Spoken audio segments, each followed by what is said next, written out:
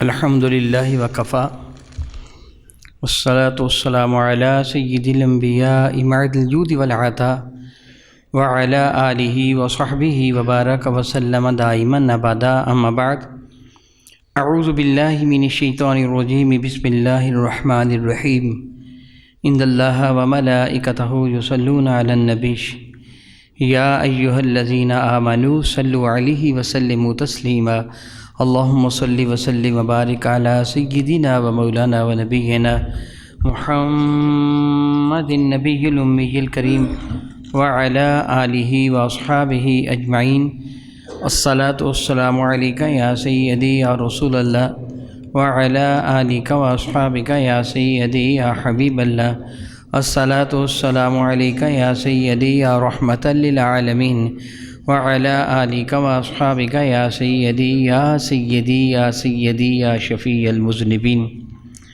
نہایت معزز محترم احباب گرامی قدر، پچھلے جمعۃ المبارک کو آپ نے والدین کی عظمت کے بارے میں کچھ سماعت فرمایا تھا۔ الحمدللہ تعالیٰ ثم الحمدللہ تعالیٰ، اللہ رب العزت جل وعلا نے ہمیں انسان بنایا اور سب سے بڑھ کر اپنے محبوب مکرم کا امتی بنایا، اور میرے نبی صلی اللہ علیہ وآلہ وسلم وہ دین متین لے کے آئے جس مبارک دین میں حقوق و فرائض کا تعین کر دیا گیا، کس کی ذمہ داری کیا ہے، کس کی ذمہ داری کیا نہیں ہے۔ یاد رکھیے، جو والدین کے فرائض ہیں وہ اولاد کے حقوق ہیں، جو اولاد کے فرائض ہیں وہ والدین کے حقوق ہیں۔ پہلے آپ نے والدین کے حقوق کے بارے میں سماعت فرمایا تھا کہ والدین کا حق کیا ہے، اولاد کے فرائض کیا ہیں۔ میں نے بڑے اختصار کے ساتھ وہ ساری باتیں عرض کی تھیں، زیادہ تفصیل سے میں گفتگو کرتا تو شاید کئی جمعے اسی موضوع پر گزر جاتے، جبکہ میرا اصل مقصد ہے کہ میں حقوق العباد کے سلسلہ میں آپ کو کچھ نہ کچھ تعلیمات سے روشناس کراؤں۔ جس طرح اللہ تعالیٰ جل وعلا نے والدین کو حقوق عطا فرمائے، اسی طرح اولاد کے بھی حقوق ہیں، والدین کی بھی ذمہ داریاں ہیں۔ میرے اور آپ کے کریم آقا تاجدار اربجم شفیع معظم رحمت عالم صلی اللہ علیہ وسلم کا ارشاد گرامی قدر مفہوم حدیث ہے کہ والدین کی جانب سے اپنی اولاد کے لیے بہترین تحفہ ان کی اعلیٰ تربیت ہے۔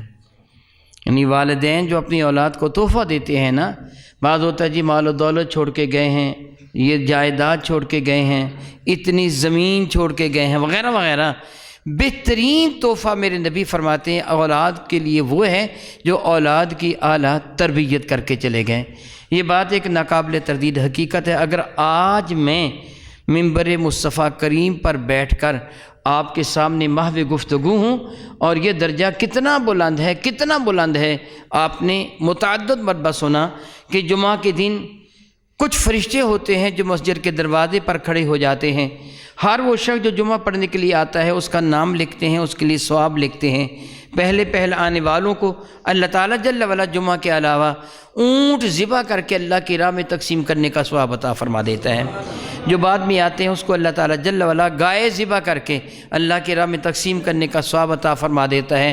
بعد میں آنے والوں کو بکری ذبح کر کے اعلیٰ حاضر قیاس میرے کریم آقا کا ارشاد گرامی قدر ہے۔ لیکن جب خطیب خطبہ دینے کے لیے منبر پر بیٹھ جاتا ہے تو فرشتے کیا کرتے ہیں؟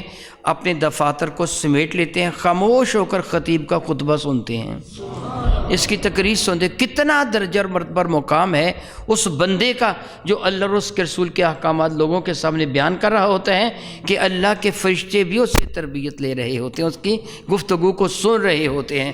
اس لیے اس کی ذمہ داری ہے، خطیب کی ذمہ داری ہے وہ یاوہ گوئی سے کام نہ لے، کوئی ایسا جملہ نہ کہے کہ جو خلاف حقیقت ہو۔ اس کی باتیں سننے والے ان پڑھ یا پڑھے لکھے افراد ہی موجود نہیں، اس کی تقریر سننے والے اللہ کے فرشتے بھی موجود ہیں، وہ تو جانتے ہیں یہ کیا کہہ رہا ہے۔ اس لیے اس کی ذمہ داری ہے کہ قرآن و حدیث سے باہر قدم نہ رکھے، اپنی مرضی نہ کرے، اللہ اور اس کے رسول کے احکامات صحیح بتائے۔ بل دیکھیے اس کی کتنی بڑی شان ہے، کتنا بڑا مرتبہ ہے۔ مجھے یہ جو اللہ نے عزت عطا فرمائی ہے، لا ریب میرے والدین کی وجہ سے عطا فرمائی کہ انہوں نے میری تربیت کی ہے۔ اگر وہ میری تربیت نہ کرتے تو شاید میں کسی مکان پہ مزدور کی ایسے ہی سے ٹوکری اٹھا رہا ہوتا، اینٹیں اٹھا رہا ہوتا، کسی سڑک پر میں ٹوکری ڈھو رہا ہوتا، معلوم میری حالت کیا ہوتی۔ والدین کی جانب سے یہ بڑا احسان ہے کہ انہوں نے میری تربیت فرمائی۔ میرے نبی یہی فرماتے ہیں کہ اولاد کے لیے والدین کی جانب سے بہترین تحفہ اس کی اعلیٰ تربیت کا کر دینا ہے۔ میرے اور آپ کے کریم آقا تاجدار عرب و عجم شفیع معظم رحمت کون و مکان نے اس سلسلہ میں جو اپنے ارشادات عالیہ سے اپنے امتیوں کا نوازا، اب جانتے ہیں کہ اللہ تعالیٰ کی راہ میں صدقات و خیرات کرنا بہت بڑا درجہ ہے، بہت بڑا درجہ ہے۔ صدقہ صرف مال و دولت کا نہیں کیا جاتا، روپے پیسے کا نہیں کیا جاتا، سونے چاندی کا اناج ہی کا صدقہ نہیں کیا جاتا، بلکہ جو میں آپ کے سامنے گفتگو کر رہا ہوں یہ بھی صدقہ ہے۔ میرے اور آپ کے کریم آقا تاجدار عرب و عجم شفیع معظم رحمت عالم نے کبھی صحابہ کرام سے ارشاد فرمایا تھا، تم جانتے ہو کائنات میں سب سے بڑا سخی کون ہے؟ تو صحابہ نے اپنی عادت کے مطابق عرض کیا، اللہ و رسولہ عالم، اللہ جانتے ہیں اور اللہ کے رسول جانتے ہیں سب سے بڑا سخی کون ہے۔ تو میرے نبی نے فرمایا پھر سنو، اس کائنات میں سب سے بڑا سخی اللہ تعالیٰ ہے، اللہ تعالیٰ کے بعد سب سے بڑا سخی میں مصطفیٰ کریم ہوں، میرے بعد سب سے بڑا سخی وہ ہے جو میری تعلیمات کو آگے پھیلانے والا ہے، میری حدیث مبارکہ کو آگے پھیلانے والا۔ صدقہ صرف مال و دولت ہی نہیں بلکہ یہ بھی ہے، اس لیے اولاد پر صدقہ کرنا، ان کو کھانا کھلانا، اچھا لباس پہنانا، اس کے لیے اپنی اولاد کے لیے مکان وغیرہ کا انتظام کرنے کے ساتھ ساتھ اس کو اچھی تعلیم دینا بھی میرے نبی کا حکم ہے، میرے نبی کی جانب سے صدقہ ہے۔ آپ یہ جانتے ہیں جو اللہ تعالیٰ کی رضا کی خاطر اللہ کی راہ میں خرچ کرتا ہے اس کو کتنا ثواب ملتا ہے۔ اللہ تعالیٰ فرماتا ہے الذین ينفقون اموالهم فی سبیل اللہ کمثل حبۃ انبتت سبع سنابل فی کل سنبلۃ مئۃ حبۃ، جو اپنے مولا کو راضی کرنے کے لیے اللہ کی راہ میں خرچ کرتا ہے، میرا اللہ فرماتا ہے اس کی مثال اس طرح جس طرح اسی کا دانہ بو دیا، پھر اس دانے سے 7 بالیاں نکلیں، ہر بالی کو 100 دانہ مل گیا، گویا دیا کتنا تھا؟ ایک، ثواب کتنا ملا؟ 700 کا۔ پھر اللہ نے فرمایا واللہ یضاعف لمن یشاء، اللہ تعالیٰ جس کے لیے چاہے اس میں بھی اضافہ فرما دیتا ہے، وہ بے نیاز ہے، بہت عطا فرمانے والا ہے۔ بندے کا جی چاہتا ہے اللہ مجھے کچھ دولت دے تو میں اللہ تعالیٰ کی راہ میں صدقہ کروں، کوئی غریب ہوتا ہے اس بیچارے کے پاس اتنی دولت نہیں ہوتی، وہ اللہ کی راہ میں صدقہ کرے، اس کے لیے بھی مبارک ہو، اس کے لیے بھی، میں نے کیا کہا، وہ غریب جو اللہ کی راہ میں خرچ نہیں کر سکتا، مسجد زیر تعمیر وہ نہیں دے سکتا، مدرسہ میں نہیں دے سکتا، غریبوں مسکینوں کو نہیں دے سکتا، وہ بیچارہ غریب ہے، میں نے کیا کہا، اس کے لیے بھی مبارک ہو۔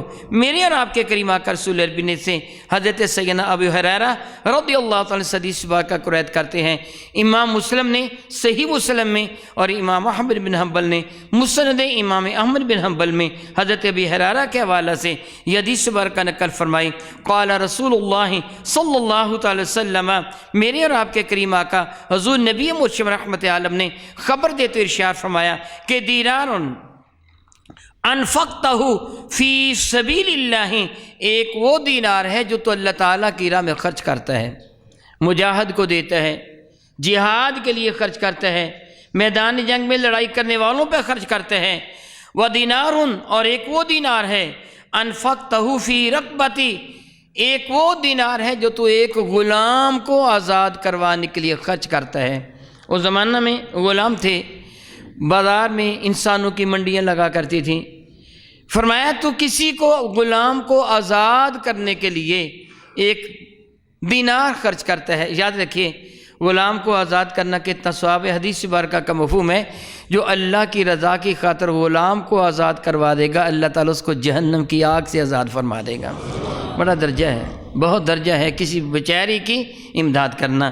میرے نبی نے فرمایا ایک وہ دینار ہے جس سے تو غلام آزاد کرواتا ہے، وَدِینَارٌ صَدَّقْتَ بِهِ عَلَى مِسْکِینٍ، ایک وہ دینار ہے جس کو تو ایک مسکین کو، یتیم کو، غریب کو، نادار کو وہ تو دیتا ہے، وَدِینَارٌ فی سبیل اللہ، وَدِینَارٌ انفقتہ فی رقبۃ، وہ اللہ کی راہ میں دیتا ہے، غلام آزاد کرنے کے لیے دیتا ہے، اور ایک وہ دینار ہے انفقتہ علی اہلک، میرے نبی فرماتے ہیں ایک وہ دینار ہے آپ سن چکے ہیں، جو غریبوں کو دیتا ہے، مسکینوں کو دیتا ہے، یتیموں کو دیتا ہے، اللہ کی راہ میں دیتا ہے، غلام آزاد کرنے کے لیے دیتا ہے، ایک وہ دینار ہے جو اپنے گھر والوں پر خرچ کرتا ہے، اپنے ماں باپ پر خرچ کرتا ہے، اپنے بہن بھائیوں پر خرچ کرتا ہے، اپنے بیوی بچوں پر خرچ کرتا ہے، حلال طریقے سے خرچ کرتا ہے، ان کی ضرورت کو پورا کرتا ہے، بھوکے ہیں تو ان کو کھانا کھلاتا ہے، لباس نہیں ہے تو وہ پیش کرتا ہے،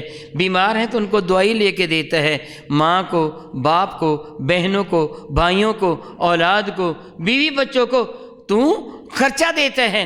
میرے نبی فرماتے کہ اعظمها اجرا الذی انفقته علی اہلک، ان سارے دیناروں میں اجر کے اعتبار سے وہ دینار سب سے زیادہ اعلی ہے جو تو نے اپنے گھر والوں پر خرچ کیا ہے۔ کتنی بڑی نعمت ہے رب کائنات کی جانب سے امت مصطفیٰ سے ہونا، یہ سارا صدقہ ہے میرے نبی کا کہ رب کائنات جل وعلا نے غریبوں کو بھی صدقات و خیرات سے محروم نہیں رکھا۔ ایک غریب کمائی کر کے اللہ تعالیٰ کی راہ میں خرچ نہیں کر سکتا، اگر وہ غریب کمائی کر کے اللہ کی راہ میں خرچ نہیں کر سکتا تو اس کے پاس یہ چیز تو موجود ہے نا کہ اپنے بیوی بچوں کا تو پیٹ پالنا چاہتے ہیں نا، مزدوری کرتا ہے، پھر اس کا مزدوری کرنا بھی اجر ہے، اس کا مزدوری کرنا بھی اجر، جس طرح انشاءاللہ تعالی میں ابھی عرض کرتا ہوں، اور اس کا گھر لا کر اپنے بیوی بچوں کو کھلانا بھی اجر۔ بلکہ میں نے ایک حدیث مبارکہ پڑھی تھی، اس کا مفہوم یہ بنتا ہے، جو باپ مزدوری کر کے محنت کر کے کچھ کما کے اپنے گھر کی جانب لاتا ہے، اپنے بچوں کی خاطر روٹی لے کے آتا ہے، اناج لے کے آتا ہے، بھائی اپنے بہن بھائیوں کی خاطر، بیٹا اپنے بوڑھے والدین کے لیے وہ کچھ کما کے لاتا ہے، میرے کریم کے ارشاد گرامی قدر کا مفہوم بنتا ہے، جتنے قدم اٹھا کر وہ گھر کی طرف آتا ہے، ہر قدم جنت کی طرف اٹھتا ہے۔ جو اپنے ماں باپ کے لیے کمائی کرتا ہے، اپنے بہن بھائیوں کے لیے کمائی کرتا ہے، اپنے بیوی بچوں کے لیے کمائی کرتا ہے، اللہ کے حضور کتنا محبوب ہے، کتنا پیارا ہے، وہ اٹھا کے چل رہا ہے، چیز اٹھائی ہوئی ہے، وہ جا رہا ہے گھر کی جانب، اور اللہ تعالیٰ ہر قدم وجود سمجھیے وہ اپنے گھر کی طرف نہیں جا رہا، جنت کی جانب جا رہا ہے، جتنے قدم وہ اپنے گھر کی جانب اٹھا کے جائے گا جنت کے مزید قریب ہوتا چلا جائے گا، اللہ تعالیٰ جل اس پر مزید رحمت نازل فرما دے گا۔ سیدنا معدی بن کرب رضی اللہ تعالیٰ عنہ اس حدیث مبارکہ کو روایت کرتے ہیں، وہ فرماتے کہ رسول مرشد رحمت عالم صلی اللہ علیہ وسلم نے ارشاد گرامی قدر فرمایا کہ ما اطعمت نفسک فہو لک صدقۃ، اگر تو رزق حلال کما کر اپنا پیٹ بھرتا ہے، منگتا نہیں بنتا۔ یاد رکھیے یہ جو عادت ہے نا ہمارے ہاں منگتا بننے کی، میرے نبی نے حضرت سیدنا صدیق اکبر کو ارشاد فرمایا ابو بکر لکھ لے، یعنی یاد کر لے، فرمایا لکھ لے ابو بکر، یا ابی بکر اکتب، ابی بکر لکھ لے، اکتب تحریر کا لکھ لے، کیا لکھ لے، وہ کتب لکھ لے، کیا لکھ لے کہ اللہ رب العزت جل وعلا نے چند چیزوں کو لازم قرار دے دیا ہے، جو کسی کو معاف کرے گا اس کا درجہ بڑھ جائے گا، جو اللہ کی راہ میں خیرات کرے گا اس کے مال میں برکت آ جائے گی، جو مانگنا عادت بنا دے گا اللہ تعالیٰ جل وعلا اس کی محتاجی میں اضافہ کر دے گا۔ مانگنا نہیں ہے، محنت کرنی ہے۔ میرے نبی علیہ السلام نے ارشاد میں وہ جو اس لیے کماتا ہے کہ میں اپنا پیٹ بھروں، میرے کریم اللہ کا ارشاد فرماتے فَهُوَ لَكَ صَدَقَةً، یاد رکھیں اس کو صدقہ کے برابر ثواب ملتا ہے، کھاتا خود ہے ثواب صدقہ کو ملتا ہے۔ وَمَا أَطْعَمْتَ وَلَدَكَ فَهُوَ لَكَ صَدْقَةً، اگر تو اپنی اولاد کو کھلاتا ہے وہ بھی تیرے لیے صدقہ ہے۔ وَمَا أَطْعَمْتَ زَوْجَكَ فَهُوَ لَكَ صَدْقَةً، اور تو اپنی بیوی کو کھانا کھلاتا ہے وہ بھی صدقہ ہے۔ وَمَا أَطْعَمْتَ خَادِمَكَ فَهُوَ لَكَ صَدْقَةٌ، جو تو اپنے نوکر کو کھانا کھلاتا ہے اللہ اس کو بھی صدقہ میں تحریر فرما لیتا ہے۔ اپنے مولا کو راضی کرنے کے لیے عمل کر۔ صحابہ کرام بڑی سادگی والے تھے۔ سیدنا جابر بن عبداللہ سے ایک حدیث مبارکہ مروی ایک صحابی کے لیے کہ میرے نبی نے جب ارشاد فرمایا کہ اپنی بیوی کو کھانا کھلانا، اس کے منہ میں لقمہ ڈالنا، پانی پلانا ثواب ہے، تو اپنے گھر گئے، کٹورے میں پانی ڈالا اور پانی لے کر اپنی بیوی کے پاس آ گئے پانی پی لیں۔ بات بڑی حیران کن تھی کہ گھر پہلے تو آتے تھے، آ کے مجھے پانی پلا، اور آج گھر آئے ہیں تو پانی کا کٹورا بھر کے سامنے پی اور روٹی کو لقمہ توڑ کے نے کہا میرے ہاتھ سے، اور کہیں آپ کیا کر رہے ہیں آج آپ؟ مجھے روٹی کھلا رہے ہیں، مجھے پانی پلا رہے ہیں، تو میرے نبی میں فرمانے لگے مجھے میرے نبی نے بتایا جو اپنی بیوی کو کھانا کھلاتا پانی پلاتا وہ جنتی ہے، اس کا صدقہ ہے۔ حالانکہ ظاہراً کیا تھا؟ ظاہراً تو یہی تھا نا کہ اپنی بیوی بچوں کی پرورش کرنا، اپنے ہاتھوں سے کھانا کھلانا تو ضروری نہیں ہے نا۔ جس طرح کہے کہ میں اپنے بیوی بچوں کو کھانا کھلاتا ہوں، اپنے ماں باپ کو کھانا کھلاتا ہوں، اس سے بڑا یہ نہیں تھا کہ اپنے ہاتھوں سے کھانا کھلاتا ہوں، بلکہ میں ان کو اسباب رزق پیش کرتا ہوں۔ وہ کھانا کھاتے ہیں، مگر اس صحابی کی سادگی تھی، اپنے ہاتھوں سے کھانا کھلانے لگے۔ سبحان اللہ، وہ میرے نبی کے حکم پر کتنا زیادہ عمل کرنے والے تھے، کتنی محبت تھی ان کے دلوں میں کہ میرے نبی نے جو فرمایا میں وہی کام کروں۔ وہ کھانا کھلانے لگے۔ میرے اور آپ کے کریم آقا تاجدار اربجم شفیع معظم رحمت عالم صلی اللہ علیہ وسلم نے اشارے گرامی قدر فرمایا، تو جو بھی یہ عمل کرتا ہے رب کائنات جل و حکیم تجھے صدقہ کا اجر عطا فرماتا ہے۔ میرے اور آپ کے کریم آقا تاجدار اربجم شفیع معظم رحمت عالم صلی اللہ علیہ وسلم تشریف فرماتے۔ کعب بن عجرہ رضی اللہ تعالیٰ عنہ اس حدیث بارکہ کے راوی ہیں۔ صحابہ کرام بارگاہ بے کس پناہ میں حاضر تھے۔ رسول مرشد رحمت عالم صلی اللہ علیہ وسلم مسجد نبی شریفہ میں صحابہ کے درمیان بیٹھے ہیں۔ اچانک ایک آدمی ان کے قریب سے گزرا، مر علی النبی صلی اللہ علیہ وسلم رجل، ایک آدمی میرے کریم آقا تاجدار اربجم شفیع معظم رحمت کے قریب سے گزرا تو فرآ اصحاب رسول اللہ صلی اللہ علیہ وسلم، حضور کے صحابہ کرام نے اس کو دیکھا۔ کیا؟ ان کے صحابہ نے دیکھا، من جلدہی، اس کے خوبصورتی کو دیکھا، وہ نشیات ہی، اس کی جوانی کو دیکھا۔ بڑا تنومند جوان تھا، بڑا حسین و جمیل تھا، بڑا خوبصورت تھا، بہت پیارا تھا۔ وہ قریب سے گزرا تو صحابہ کرام رضوان اللہ اجمعین نے ان کو اسے دیکھ کر کہا، یا صلی علیہ الصلوۃ والسلام، یہ اے کاش لو کان ھذا فی سبیل اللہ، اے کاش یہ اللہ کی راہ میں نکلا ہوتا۔ اس کی جوانی کافروں سے جہاد کرتے ہوئے گزرتی، اس کی توانائیاں، اس کی طاقتیں اللہ تعالیٰ کے دین متین کو پھیلانے کے لیے صرف ہوتی۔ اے کاش یہ ایسا ہوتا، ایسا ہوتا۔ وقال رسول اللہ صلی اللہ علیہ وسلم، میرے کریم آقا تاجدار اربجم شفیع معظم رحمت عالم صلی اللہ علیہ وسلم نے ان کی باتوں کو سن کے اشارے گرامی قدر فرمایا، سنو، اگر یہ اپنے گھر سے نکلا ہے، ان کانا یسعی، اگر گھر سے نکلا ہے علی ولدہ صغارا فہو فی سبیل اللہ، اگر یہ اپنے بچوں کو، چھوٹے بچوں کو کھانا کھلانے کے لیے نکلا ہے تو یاد رکھو یہ اللہ کی راہ میں نکلا ہے۔ اگر یہ وَإِن كَانَ خَرَجَ لِشَيْخَيْنِ كَبِيرَيْنِ وَالِدَيْنِ، اگر یہ اپنے بوڑھے والدین کے لیے نکلا ہے تاکہ ان کو کھانا کھلائیں، پھر بھی یہ اللہ کی راہ میں نکلا ہے۔ اور اگر یہ نکلا ہے، میرے کریم آقا صلی اللہ علیہ وسلم اشارے گرامی قدر فرمایا، اپنے بہن بھائیوں کو رزق فراہم کریں، یہ اللہ کی راہ میں نکلا ہے۔ اگر یہ اس لیے نکلا ہے اپنے خاندان کو کھانا کھلائیں، اللہ کی راہ میں نکلا ہے، اگر اس طرح یہ مر جائے گا گویا مرتبہ شہادت پا جائے گا، کمائی کرتا مر جائے گا، مرتبہ شہادت پا جائے گا۔ لیکن اگر اس لیے نکلا ہے کہ فخر کے لیے نکلا ہے، میرے پاس دولت زیادہ آ جائے گی، میرے پاس مال زیادہ آ جائے گا، اور اس لیے یہ نکلا ہے، تو میرے نبی نے فرمایا پھر یہ شیطان کی راہ میں نکلا ہے۔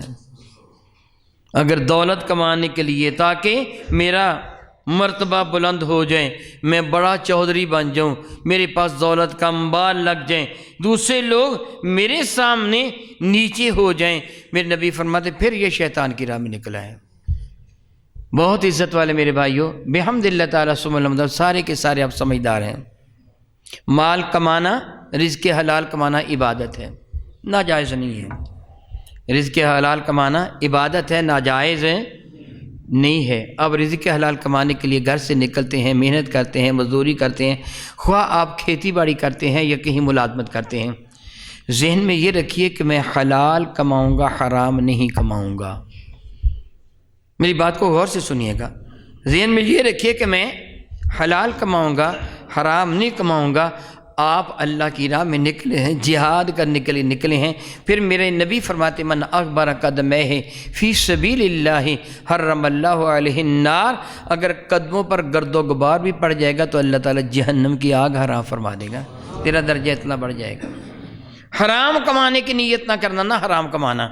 آپ جانتے ہیں قبل ازیں متعدد مرتبہ آپ سن چکے ہیں، میرے اور آپ کے کریم آقا رسول مرشد رحمت عالم نے ارشاد گرامی قدر فرمایا، جو حرام سے جسم کا حصہ بنا وہ جہنم کی آگ میں جلے گا، بعد میں اس کو جنت میں بھیجا جائے گا۔ کوئی آدمی کتنا بڑا بھی متقی پرہیزگار ظاہراً کیوں نہ ہو، اگر وہ بڑی نمازیں پڑھتا تھا، بڑے روزے رکھے، بہت سارا حج کیے، بڑی ساری زکاتیں دیں، بہت اللہ کیا، بڑی تبلیغ کی، عالم دین تھا، بہت بڑا علامہ تھا، دن رات اس کے تبلیغ دین متین میں صرف ہوتے تھے، مگر اس سے حرام کھایا، میرے نبی فرماتے جب تک وہ حرام جہنم کی آگ میں جلے گا نہیں، اس کو جنت میں نہیں بھیجا جائے گا۔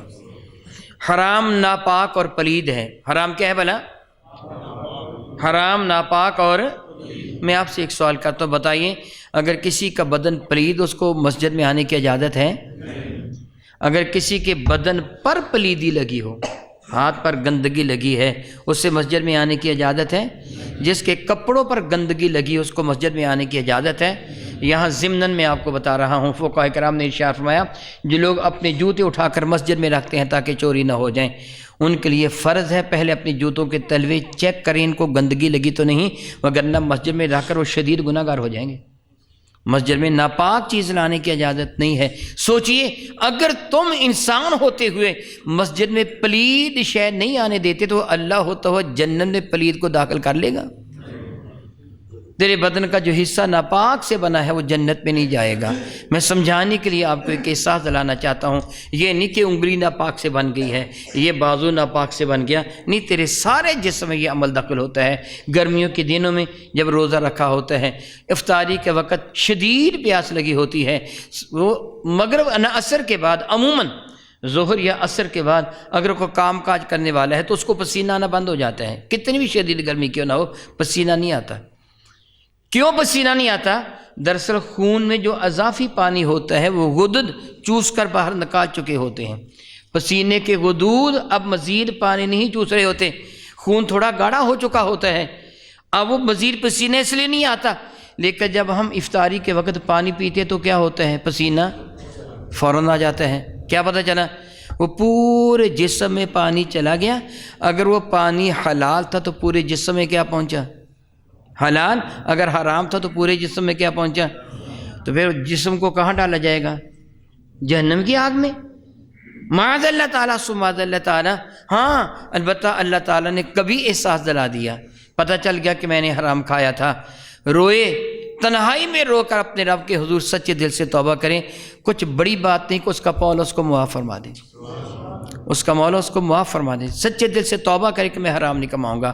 پھر اگر آپ حلال کما کے گھر لاتے ہیں تو پھر اس کو آپ کا اجر ملتا ہے، جو ابھی میں عرض کر چکا ہوں کہ جس طرح آپ جنت کی طرف جا رہے ہیں، لیکن اگر حرام کما کے لاتے ہیں تو میرے کریم آقا کے ارشاد گرامی قدر کا مفہوم بنتا ہے، جو باپ اپنی اولاد کو، جو ماں اپنی اولاد کو حرام کھلاتے ہیں وہ جہنم کی آگ کھلاتے ہیں۔ پھر آپ اپنی اولاد کی پرورش حرام سے کرتے ہیں تو ان کو کیا بناتے ہیں؟ جہنمی بناتے ہیں۔ معاذ اللہ تعالیٰ سبحانہ اللہ۔ میرے بھائی ذرا سوچ، اللہ تعالیٰ معاف فرمائے، مجھے بھی اور آپ کو بھی معاف فرمائے۔ تو رشوت اس لیے لیتا ہے، چور بازاری اس لیے کرتا ہے، دھوکہ دہی اس لیے کرتا ہے، کم تولتا ہے اس لیے ہے، کم ماپتا ہے اس لیے ہے، رشوت اس لیے لے رہا ہے، سود اس لیے لے رہا ہے کہ بچوں کو کھلا کھلا کھانا کھلائے گا، ایک وسیع گھر بنا کے دے گا، اس لیے سب کچھ تو کر رہا ہے کہ میرے بچے جو چاہیں گے کھائیں گے۔ پھر ذرا سوچ تو اپنے بچوں کو کھلا کیا رہا ہے، پلا کیا رہا ہے؟ میرے نبی کہے کہ ارشاد گرامی قدر اذا مات الانسان انقطع عمله الا ثلاثہ، جب انسان مر جاتا ہے سلسلہ اعمال منقطع ہو جاتے ہیں مگر تین طرح کے عمل باقی رہتے ہیں۔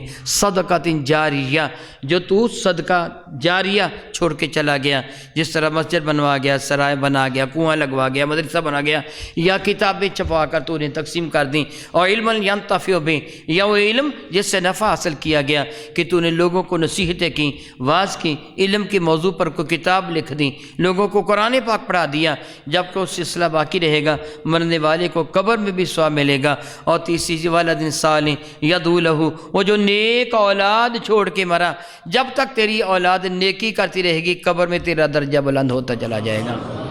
اسی طرح من سنہ سنۃ سیئہ، جس نے برا طریقہ رائج کیا، جب تک وہ برا طریقہ موجود ہے اس کو قبر میں سزا ملتی رہے گی۔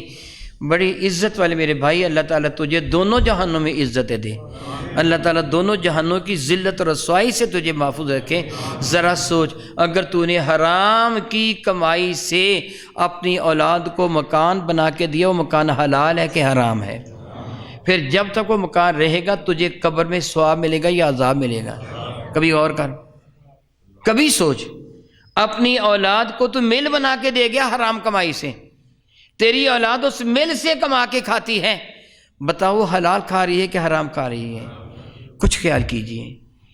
اللہ فرماتا کو انفسکم واہلیکم نارا وقودھا الناس والحجارہ، خبردار اپنے آپ کو اور اپنے اہل و عیال کو جہنم کی آگ سے بچاؤ، اس کا ایندھن انسان اور پتھر ہے۔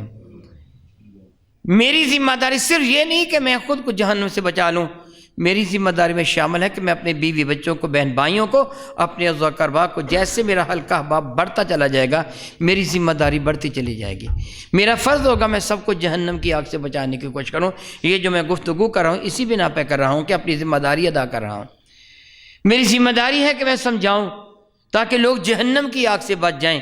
میرے کریم آقا نے یہی فرمایا، تم بھی کبھی اپنی اولاد کو حرام نہ کھلانا، بھوکے سو جائیں تو فکر نہ کرنا، مگر ان کے پیٹ میں جہنم کی آگ بھر کے نہ سلانا، ان کی آخرت کو برباد نہ کرنا۔ ننھے منھے بچے تو بیچارے پتہ نہیں ان کو ہم کھا کیا رہے ہیں، لیکن جب بچے سمجھدار ہو جائیں گے، ان کو پتہ چل جائے گا ہمارا ابا حرام کما کے لاتا ہے، پھر وہ بھی گناہ گار ہو جائیں گے۔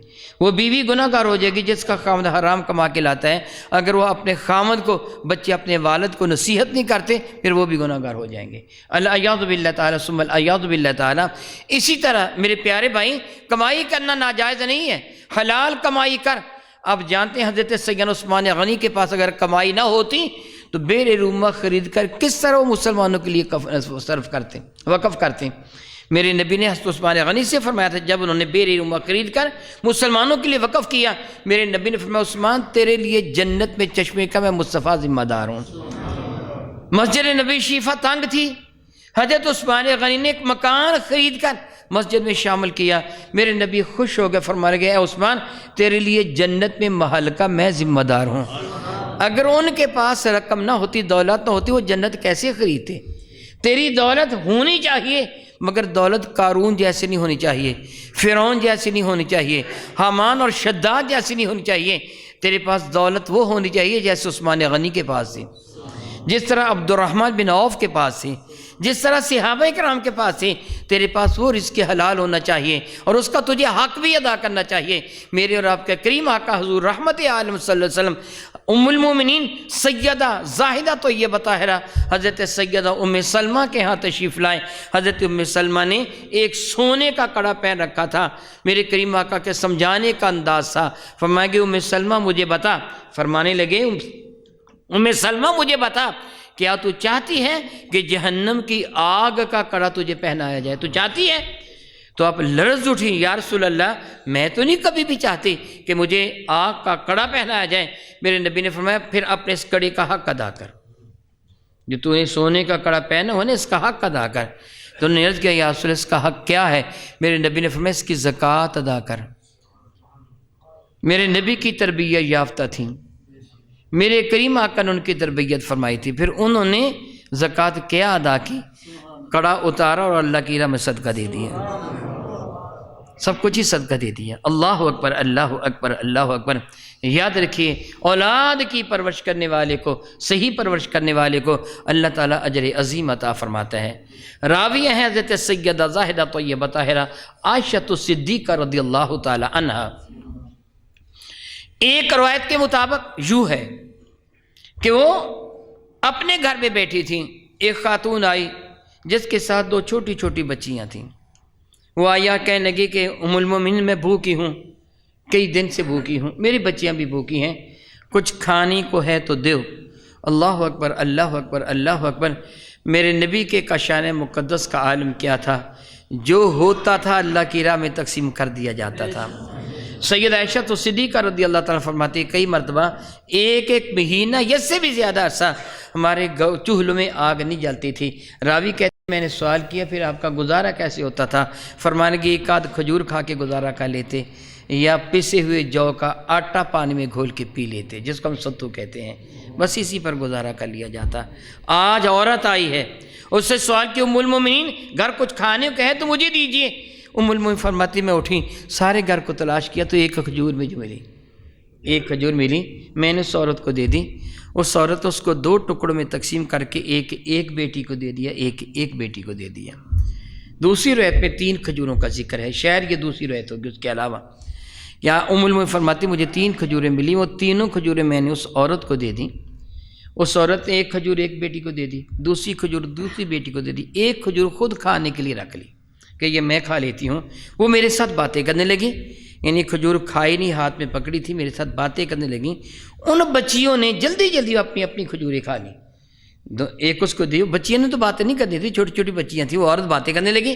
ان دونوں نے کھجوریں کھا لیں اور کھجوریں کھا کر اپنی ماں کی جانب دیکھنے لگی۔ ماں کے ہاتھ میں کھجور تھی، اس نے اس کو 2 ٹکڑے کر کے یہ بھی دونوں کو دے دی، خود بھوکی رہی۔ سیدہ عائشہ صدیقہ فرماتی میں بہت متاثر ہوئی، یہ بیچاری بھوکی، اس کے چہرے سے نظر آ رہی ہے بھوکی ہے۔ جب میرے نبی تشریف لائے تو میں نے ان کے سامنے یہ سارا واقعہ بیان کیا۔ میرے قریب نے فرمایا عائشہ گواہ ہو جا، وہ عورت جنتی ہے، اس کا یہ فعل اس کو جنت میں لے گیا ہے۔ پھر فرمایا میرے نبی نے کہ جو اپنی اولاد کی پرورش کرتا ہے، جس کو اللہ تعالیٰ نے 2 بہنیں عطا کی ہیں، ایک روایت میں 3 بھی ہیں، 3 بہنیں عطا کی، 3 بیٹیاں عطا کی، وہ شخص نے ان کی صحیح طریقے سے پرورش کی، میرے نبی نے اعلان فرمایا میں اور وہ جنت میں اس طرح ہوں گے جس طرح میرے ہاتھ کی 2 انگلیاں، وہ میرے ساتھ جنت میں جائے گا۔ عرض کیا گیا جس کی 2 ہوں، فرمایا وہ بھی جنت میں میرے ساتھ ہوگا۔ عرض کیا گیا جس کی 1 ہو، ارشاد گرامی قدر فرمایا وہ جہنم کے راستے میں اس کے لیے رکاوٹ بن جائے گی۔ عرض کیا گیا یا رسول اللہ جس کا کوئی بھی نہ ہو، میرے نبی نے فرمایا اس کی شفاعت میں کر کے لے جاؤں گا۔ میرے بھائیوں، اپنی اولاد کی پرورش کرنا کتنا زیادہ اجر ہے، کتنا زیادہ ثواب ہے، مگر رزق حلال کے ساتھ، مگر رزق حلال کے ساتھ۔ اگر آپ اس نیت کے ساتھ گھر سے نکلتے ہیں کہ میں حلال کمانے کے لیے جا رہا ہوں، تو پھر آپ کی کمائی پر آپ کو اللہ اجر عطا فرمائے گا۔ پھر وہ دولت اللہ کی رضا کی خاطر خرچ کیجیے، اللہ کی راہ میں خرچ کی، جس طرح صحابہ کرام رضوان اللہ تعالیٰ علیہ مجمعین کا عمل تھا۔ اگر دولت کے انبار لگا کر آپ دنیا سے چلے جائیں گے تو آپ جانتے ہیں کہ اس پر قابض کوئی اور ہوگا، پائی کا حساب آپ کو دینا پڑے گا۔ میں دعا کرتا ہوں رب کائنات میرے کریم آقا رسول ربی کے صدقہ سے ہمیں حقائق کو سمجھنے اور عمل کی توفیق عطا فرمائے، آمین ثم آمین، وآخر دعوانا ان الحمد للہ رب العالمین۔